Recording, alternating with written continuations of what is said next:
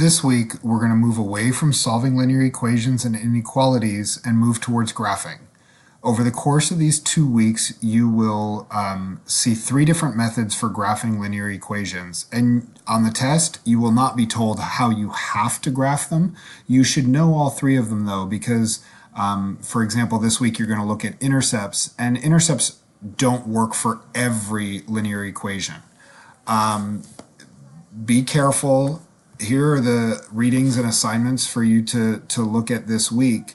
But there are multiple homework assignments within each of those sections of work. So I broke them down into 6 to 10 questions of homework each, so that you have the opportunity to digest little pieces instead of big pieces.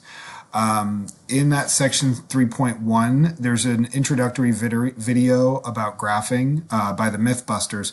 Take the time to look at it and digest exactly what it is that they do. And notice that, like last week where it was important for you to assign your variables, it was important for the Mythbusters to describe the scale of their graph. It was important for them to label things. Those are elements of graphing that are important for you as you move forward.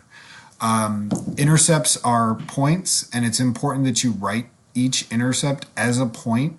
As I said here, it is not correct to say that the x-intercept is 3. X-intercepts are points, 3, 0, and they represent the point at which the line crosses the axis. And so it's important that you take the time to identify that when you write your answer. All right. Again, if you have any questions or problems, send me an email or come and see me when I'm on campus.